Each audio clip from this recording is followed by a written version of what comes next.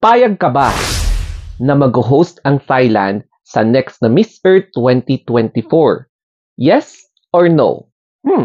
Since 2021, talagang interesado ang National Director ng Miss Earth Thailand na kung sakali baka pwede silang pagbigyan na mag-host ng Miss Earth pageant. So, hindi man ngayon or hindi man bukas, baka in the future sana mapayagan silang mag-host ng Miss Earth.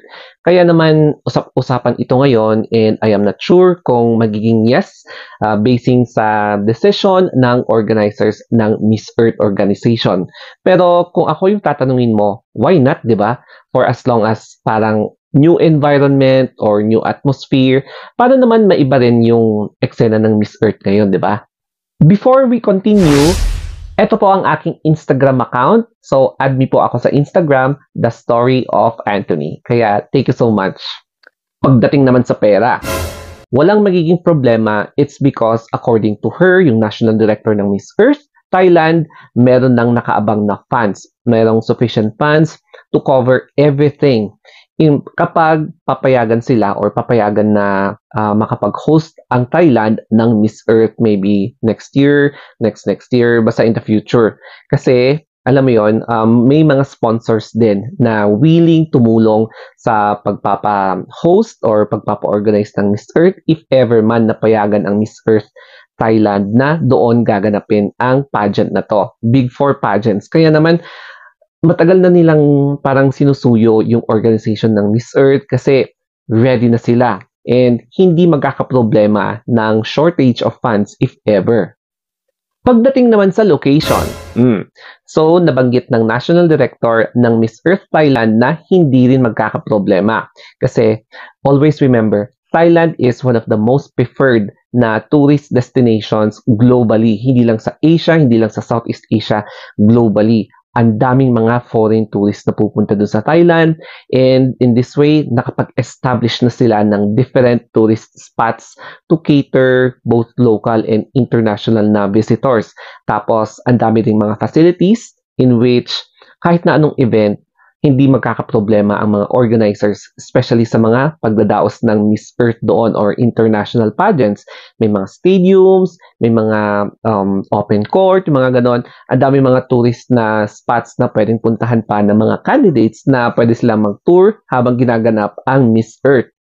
Pagdating naman sa manpower, yan, may nakaabang na rin daw na mga tutulong na staff ng Miss Earth organization sa Thailand wherein they are also ready. So, magkakaroon din sila ng bagong idea kasi nga, di ba, ang ganda ng pagkaka-organize sa Miss Earth Vietnam na sa makeup artist pa lang, ang dami ng mga staff, no? Tapos, in every event, ang dami rin mga ibang staff na naman na nakatoka para i-assist yung mga candidates and to control the crowd or meron din mga security personnel para to ensure the safety ng mga staff, organizers, ng candidates at kung sino man na involved doon sa pageant sa Vietnam. Kaya dito nila nakita na parang mas bobonggahan pa nila in any case na papayagan sila na mag-host ng Miss Earth sa Thailand.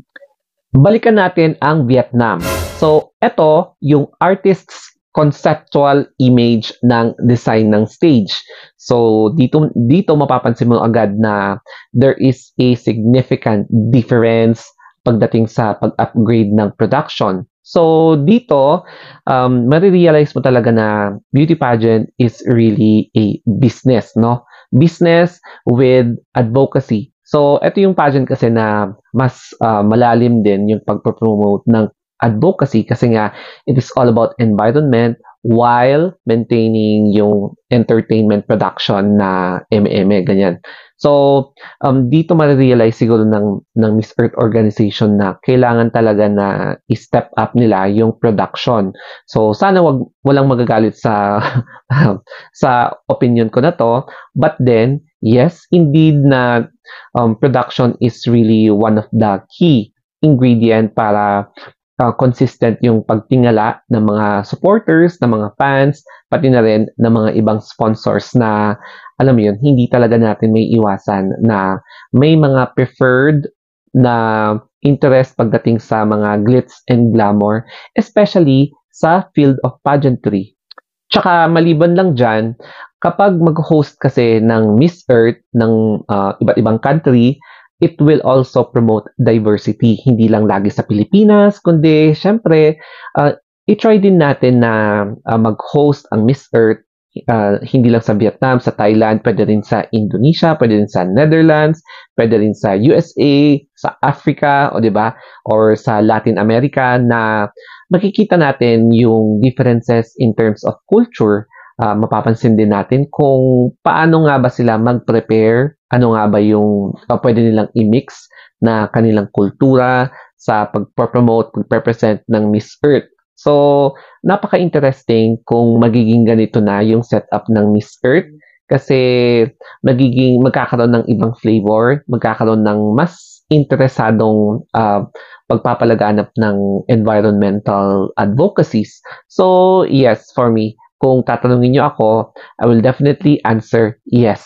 Kaya sana, I am hoping and praying na payagan na ang Miss Earth organization na i-heal ang pageant sa Thailand next season. Pero let us also consider yung existing contract between TNA Vietnam or Miss Earth Vietnam and Miss Earth Organization. Kasi baka meron pa palang silang mga kasunduan na mag-host pa pala ang Vietnam next year, next year, o kaya may 5 years contract pala, hindi natin alam, no? And kung sakali mang ganon, edi at least may ibang flavor ulit ang Miss Earth. And in any case na 1 year lang pala ang kontrata ng TNA and Miss Earth Organization na open bidding na pala next year, edi baka pwedeng i-reconsider ulit na i-healed ang Miss Earth pageant sa Thailand. I think baka second time na nila na mag-host ang Miss Earth. I think nung 2009 or 2010, correct me if I'm wrong na lang dito. Pero malay natin, baka magkakaroon ng pasabog na announcement ang Miss Earth Organization sa kanilang SOCMED pages sa Facebook o kaya sa Instagram. At finally, ito na yung perfect na pagkakataon para sa Miss Earth Organization na iangat ang kalidad ng beauty pageant na ito. Kasi since beauty pageant ito, alam natin na it falls under the entertainment industry. Tapos, lalong-lalo na, no, na yung ibang mga major pageants ay medyo nagkakaroon ng drama. Kaya this time, dapat talagang gumawa na ng masusing paraan ang Miss Earth Organization para mag-upgrade sila. And eventually, nagiging number 1 major pageant ang Miss Earth, whether people like it or not. Okay, so sana nagustuhan niyo itong vlog kong ito and mapapaisip ka talaga, no? Kung yes or no, if you would like Miss Earth Organization na i-heal ang pageant next 2024 sa Thailand. Okay, so thank you so much and have a wonderful day.